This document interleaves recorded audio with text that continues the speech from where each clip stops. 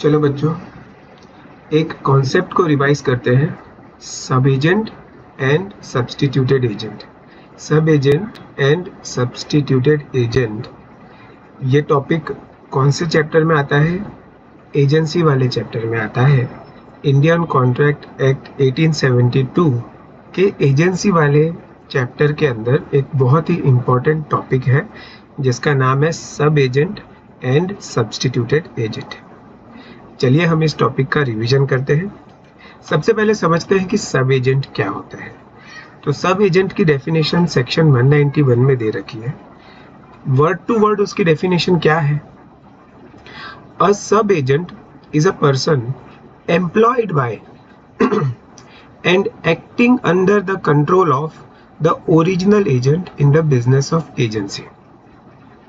क्या बोलना चाहते हैं कि सब एजेंट एक ऐसा पर्सन होता है जो किसके कंट्रोल में होता है? सबसे इंपॉर्टेंट वर्ड जो इस डेफिनेशन में है वो है कंट्रोल।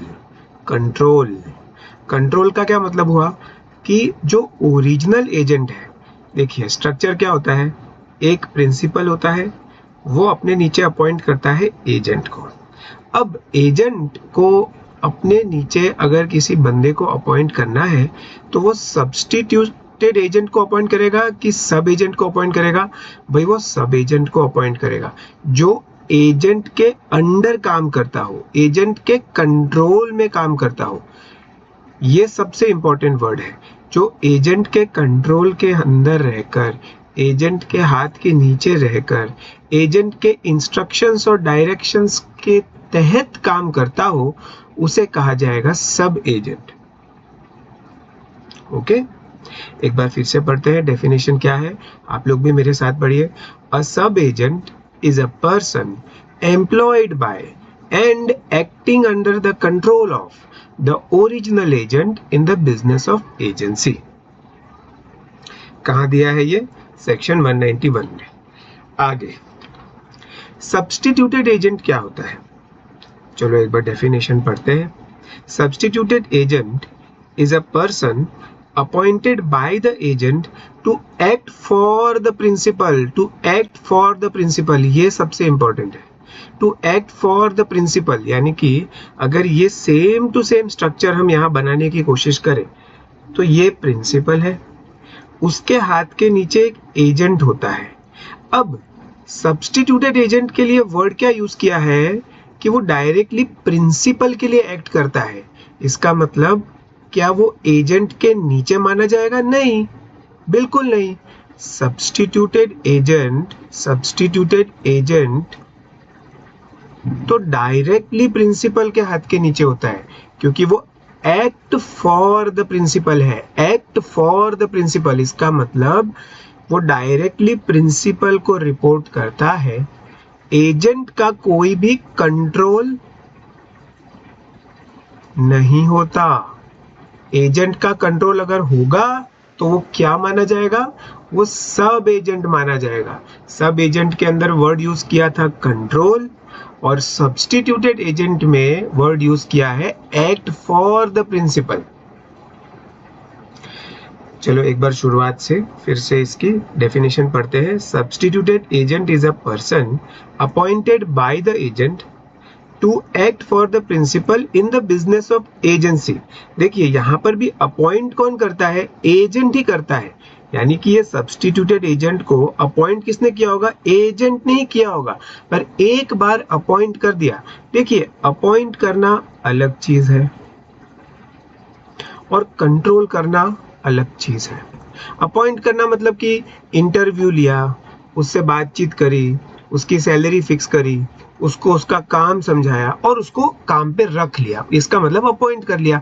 कंट्रोल करना मतलब अब जब वो काम कर रहा है तो वो किसके इंस्ट्रक्शंस पे काम कर रहा है? तो भाई सब्स्टिट्यूटेड एजेंट होता है ना, वो प्रिंसिपल के इंस्ट्रक्शंस पे काम करता है। सब एजेंट होता है ना, वो एजेंट के इंस्ट्रक्शंस पे काम करता है। ऐसा क्यों? क्योंकि सब एजेंट की डेफिनेशन में ही दिया है कि वो acting under the control of the original agent, acting under the control of the original agent, तो ये ओरिजिनल एजेंट के अंडर कंट्रोल में रहता है तो सब एजेंट कहलाया जाता है। अगर प्रिंसिपल के कंट्रोल में होता है तो उसे सब्स्टिट्यूटेड एजेंट कहलाया जाता है। Substituted agent is a person appointed by the agent to act for the principal in the business of agency with the knowledge and consent of the principal। मतलब कि ये जो अपॉइंटमेंट करी जाती है ना, मैंने क्या बताया कि अपॉइंटमेंट कौन करता है, एजेंट करता है। पर वो एजेंट क्या अपनी मनमर्जी से अपॉइंटमेंट कर सकता है? नहीं, उसको प्रिंसिपल के साथ में कंसेंट लेनी पड़ेगी। कंसेंट का मतलब सहमति, सहमति मतलब कि एक तरह से उसको प्रिंसिपल का अप्रूवल लेना पड़ेगा। किसको लेना पड़ेगा? जो ओरिजिनल एजेंट है ना, उसको पहले प्रिंसिपल का अप्रूवल लेना पड़ेगा कि भाई मैं एक सब्स्टिट्यूटेड एजेंट को रख रहा हूं, क्या आपको ये बंदा चलेगा? क्या आपको इसके साथ काम करना है? क्या आपको लगता है कि इसको जॉब पे रखा जाए? तो ऐसी कंसेंट ओरिजिनल एजेंट को लेनी पड़ेगी। किससे लेनी पड़ेगी? प्रिंसिपल से। सब्स्टिट्यूटेड एजेंट्स आर नॉट सब एजेंट्स। सीधी बात है, हमें समझ में आ गया कि सब्स्टिट्यूटेड एजेंट सब एजेंट्स नहीं होते। उसमें मेन क्या डिफरेंस है कि सब एजेंट्स किसके कंट्रोल के अंदर होते हैं? कंट्रोल ऑफ ओरिजिनल एजेंट के अंदर होते हैं। और सब्स्टिट्यूटेड एजेंट किसके कंट्रोल में होते हैं? Control of principal. वैसे control of principal word use नहीं किया है, पर यहाँ पे वर्ड क्या किया है? Act for the principal. देखिए बच्चों, समझने के लिए, दिमाग में किसी कॉन्सेप्ट को उतारने के लिए, एब्जॉर्ब कराने के लिए आप सिंपल लैंग्वेज यूज कर लो, पर एग्जाम में मार्क्स हमेशा टेक्निकल लैंग्वेज के ही मिलेंगे।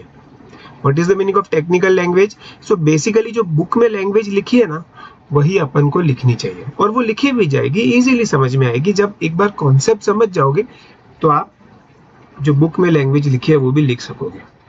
So basically substituted agent is a person appointed by the agent to act for the principal in the business of agency with the knowledge and consent of the principal.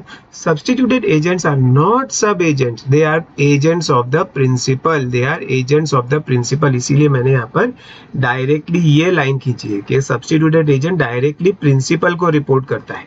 अब हमने class में जब इस concept को पढ़ा था तो हमने एक स्लाइड को स्टडी किया था, वो स्लाइड हम वापस से एक बार देख लेते हैं। देखिए बच्चों, हमेशा एक चीज ध्यान रखो कि जब भी आप रिवीजन करो ना, तो जहां से आपने ओरिजिनल स्टडी करी है, जिस तरीके से आपने ओरिजिनल स्टडी करी है, जिस डायग्राम को यूज करके, जिस चार्ट को यूज करके, जिस एरो डायग्राम को यूज करके आप रिवीजन भी उसी डायग्राम से करोगे तो आपको जल्दी रिवीजन होगा और माइंड में उसकी इमेज क्रिएट हो जाएगी, जिससे आपको जब एग्जाम में उसको रिकॉल करना होगा तो आसानी रहेगी। इसीलिए अलग अलग जगह से रिवीजन मत करो, हमेशा जहां से ओरिजिनल स्टडी करिए वहीं से रिवीजन करो। चलो, तो इस चार्ट को अपन स्टडी करते हैं। सबसे पहले एक प्रिंसिपल होता है, वो एम्प्लॉय किसको करता है? ओरिजिनल एजेंट को करता है।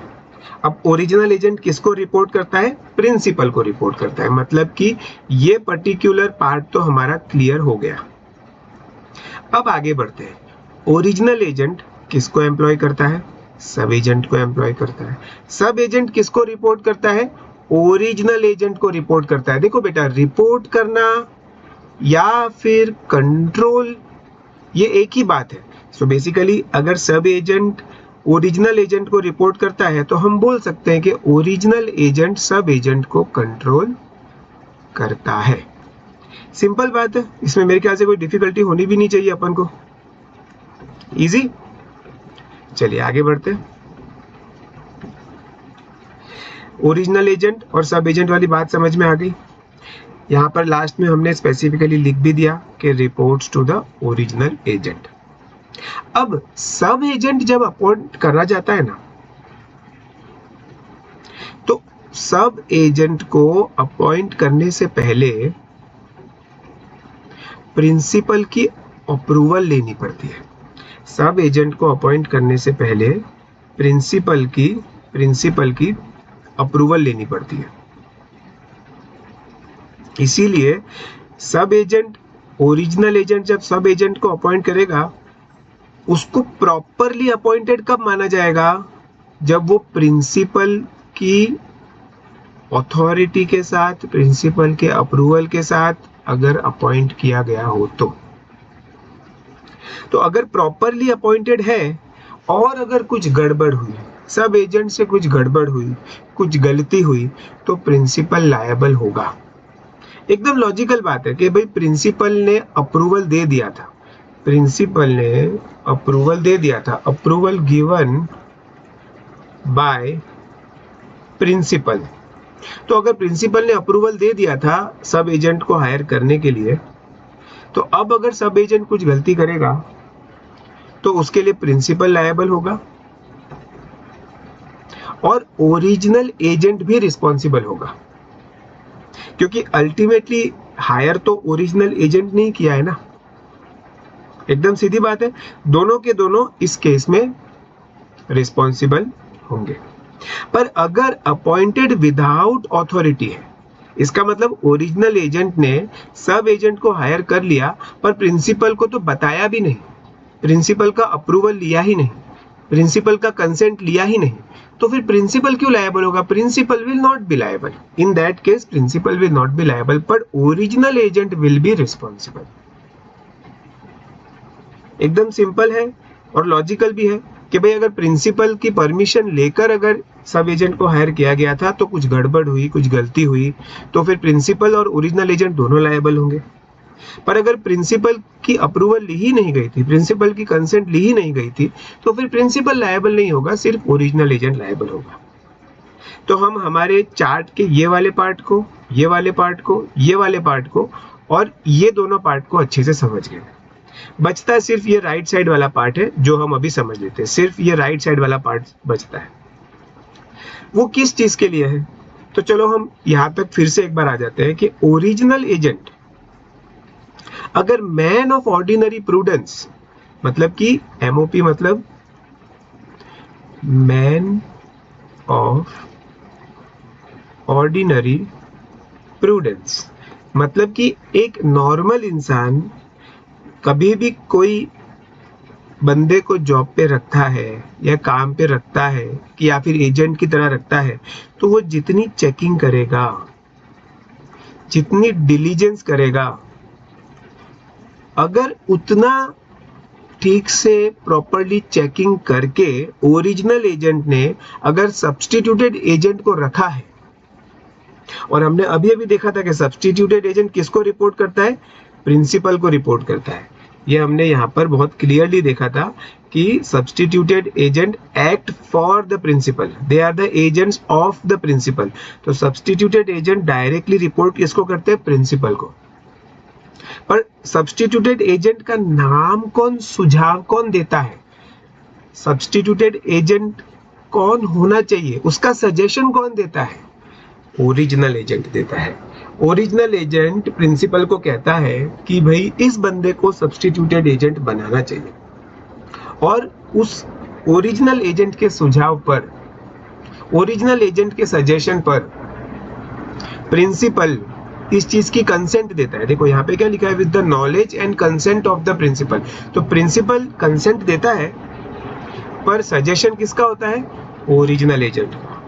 तो ओरिजिनल एजेंट को मैन ऑफ ऑर्डिनरी प्रूडेंस जितना डिलीजेंस करना पड़ेगा, उसको ध्यान रखना पड़ेगा कि भाई किसी रेप्यूटेड, हिस्ट्री जिसकी अच्छी हो, जिसने पास्ट में कोई इलीगल काम नहीं किया हो, ऐसे बंदे को वो सजेस्ट करे, और वो बंदा सब्स्टिट्यूटेड एजेंट माना जाएगा, और वो डायरेक्ट किसके कंट्रोल में होगा? प्रिंसिपल के कंट्रोल में होगा, वो ओरिजिनल एजेंट के कंट्रोल में नहीं होगा। तो ये हमने चार्ट क्लास में पढ़ा था। अब सब एजेंट और सब्स्टिट्यूटेड एजेंट के कॉन्सेप्ट की फर्दर क्लैरिटी के लिए हम एक बार उसके डिफरेंसेस को भी देख लेते हैं, फटाफट देख लेते हैं, हमें बहुत अच्छे से समझ में आ जाएगा। सबसे पहला point, a sub agent does his work under the control and directions of the agent. Clear बात है, हमने पहले ही समझ लिया था। A substituted agent works under the instructions of the principal. बिल्कुल क्लियर बात है। The agent not only appoints a sub-agent but also delegates to him a part of his own duties। मतलब कि अगर कोई एजेंट के पास ABCD 4 काम है, तो अगर सपोज करो उसने कोई सब एजेंट हायर किया है, सब एजेंट हायर किया है और उस सब एजेंट को ये ABCD में से A वाला काम सौंप दिया है, तो इसका मतलब ये नहीं है कि अब इस A की पूरी रिस्पॉन्सिबिलिटी सब एजेंट की आ गई है। रिस्पॉन्सिबिलिटी अभी भी एजेंट की ही रहेगी। प्रिंसिपल तो रिपोर्टिंग एजेंट से ही लेगा, सब एजेंट से नहीं लेगा। तो इसीलिए वो ओन ड्यूटीज, एजेंट अपनी खुद की ड्यूटी में से ही कोई एक काम सब एजेंट को देता है। ऐसा नहीं है कि वो जो पर्टिकुलर काम उसने सब एजेंट को दे दिया, अब एजेंट ये नहीं बोल सकता कि मेरा काम तो सिर्फ B, C और D ही है, A की रिपोर्टिंग आप सब एजेंट से लो। ऐसा नहीं है। A, B, C, D ये चारों काम एजेंट के ही है, ओरिजिनल एजेंट के ही है, ओरिजिनल एजेंट के ही है ये चारों काम। बस उसको हेल्प करने के लिए, उसकी सहायता करने के लिए उसने एक सब एजेंट को हायर कर लिया, इसीलिए यहाँ पे वर्ड यूज किया है ओन ड्यूटीज। सब्स्टिट्यूटेड एजेंट में क्या है? The agent does not delegate any part of his task to a substituted agent. मतलब ऐसा कोई टास्क नहीं है जो उसे खुद को करना हो। खुद को करना हो मतलब कि एजेंट को अगर पर्सनली कोई काम करना हो तो वो काम वो सब्स्टिट्यूटेड एजेंट को कभी भी डेलीगेट नहीं कर सकता, वो तो उसे खुद ही करना पड़ेगा। ठीक है। There is no privity of contract between principal and the sub agent. Privity of contract का सिंपल मतलब यह है, जैसे हमने यहाँ पे देखा कि सब एजेंट किसको रिपोर्ट करता है? ओरिजिनल एजेंट को। तो अगर मान लो कल को सब एजेंट को केस करना है, कभी मान लो सब एजेंट के साथ कुछ गलत हुआ है, उसको उसकी सैलरी नहीं दी जा रही, उसको रेम्यूनरेशन नहीं मिल रहा, या उसने कोई खर्चा कंपनी के लिए उठाया था, उस खर्चे का उसको रीइंबर्समेंट नहीं मिल रहा, तो वो केस किस पे करेगा? प्रिंसिपल पे करेगा कि ओरिजिनल एजेंट पे करेगा? तो भाई प्रिंसिपल के साथ तो सब एजेंट का कोई नाता ही नहीं है, कोई कनेक्शन ही नहीं है, कोई रिलेशन ही नहीं है। सब एजेंट का रिलेशन किसके साथ है? ओरिजिनल एजेंट के साथ। इसीलिए यहाँ पे लिखा है कि there is no privity of contract between principal and the sub agent. Privity of contract जहां पर भी वर्ड आए ना, तो आप लोग अपने मन में समझिए कि केस कर सकते हैं क्या? प्रिविटी ऑफ कॉन्ट्रैक्ट मतलब कि क्या प्रिंसिपल और सब एजेंट आपस में एक दूसरे पे केस कर सकते हैं? तो भाई नहीं कर सकते, क्योंकि इन दोनों का आपस में कोई रिलेशन ही नहीं है। अगर प्रिंसिपल को केस करना है तो वो ओरिजिनल एजेंट पे करेगा, सब एजेंट को केस करना है तो वो भी ओरिजिनल एजेंट पे ही केस करेगा। सब एजेंट और प्रिंसिपल डायरेक्टली एक दूसरे के ऊपर केस नहीं कर सकते, क्योंकि इन दोनों के बीच में कोई भी प्रिविटी ऑफ कॉन्ट्रैक्ट नहीं है। इन दोनों के बीच में प्रिविटी ऑफ कॉन्ट्रैक्ट नहीं है। सब्स्टिट्यूटेड एजेंट के केस में क्या है? Privity of contract is established between a principal and substituted agent, क्योंकि हम देख पा रहे हैं कि यहाँ पे सब्स्टिट्यूटेड एजेंट और प्रिंसिपल दोनों एक दूसरे के साथ डायरेक्ट कनेक्शन में है, तो इन दोनों को अगर केस करना होगा तो आपस में एक दूसरे पर केस कर सकते हैं। आगे क्या लिखा है? The sub agent is responsible to the agent alone and not generally responsible to the principal. सीधी बात है, हमने यहाँ पे देखा है सब एजेंट किसको रिस्पॉन्सिबल होता है? ओरिजिनल एजेंट को, उसका प्रिंसिपल के साथ कोई भी कनेक्शन नहीं होता। A substituted agent is responsible to the principal and not to the original agent who appointed him. वो भी हमने यहाँ पे देख लिया कि सब्स्टिट्यूटेड एजेंट किसको रिस्पॉन्सिबल है, किसको रिपोर्टिंग करता है? प्रिंसिपल को। सब्स्टिट्यूटेड एजेंट का डायरेक्टली ओरिजिनल एजेंट के साथ कोई भी लेना देना नहीं होता। आगे क्या लिखा है? The agent is responsible to the principal for the acts of the sub agent. क्या बोलना चाहते हैं कि अगर सब एजेंट ने कुछ गलती करी, देखिए अगर प्रॉपरली अपॉइंटेड हो या प्रॉपरली अपॉइंटेड नहीं हो, अगर प्रॉपरली अपॉइंटेड हो या विदाउट अथॉरिटी हो, दोनों ही केस में ओरिजिनल एजेंट तो रिस्पॉन्सिबल है ही। यानी अगर सब एजेंट ने कुछ गलती करी, कुछ मिस्टेक करी, कुछ लफड़ा किया, कुछ गफला किया, तो ओरिजिनल एजेंट की तो गर्दन पकड़ी ही जाएगी, ओरिजिनल एजेंट तो फंसेगा ही, क्योंकि ओरिजिनल एजेंट ने उसको एम्प्लॉय किया है और ओरिजिनल एजेंट ही उसकी रिपोर्टिंग ले रहा है और ओरिजिनल एजेंट ही उसको कंट्रोल करता था। किसको? सब एजेंट को। तो सब एजेंट ने कुछ भी गलती करी तो वो ओरिजिनल एजेंट तो फंसेगा ही फंसेगा। तो एजेंट इज रिस्पॉन्सिबल, यहाँ पे जहां पर भी वर्ड एजेंट यूज किया है ना, तो वो ओरिजिनल एजेंट की बात कर रहे हैं। Is responsible to the principal for the acts of the sub agent. फिर सब्स्टिट्यूटेड एजेंट के केस में क्या है? The agent is not responsible to the principal for the acts of the substituted agent. मतलब कि अगर सब्स्टिट्यूटेड एजेंट कुछ गड़बड़ करता है उस केस में ओरिजिनल एजेंट की कोई लायबिलिटी नहीं आती। पर वो कब?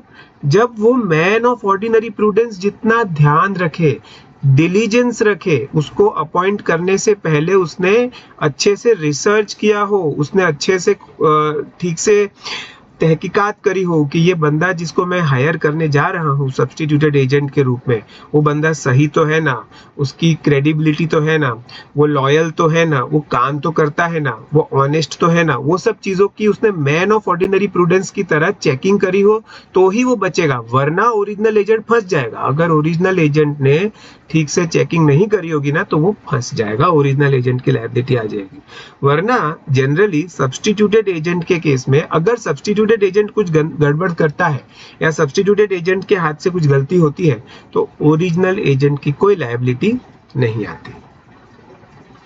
आगे क्या है? The sub agent has no right of action against the principal for remuneration due to him. तो अगर मान लो ये सब एजेंट को सैलरी नहीं मिल रही तो वो किसके पास जाएगा?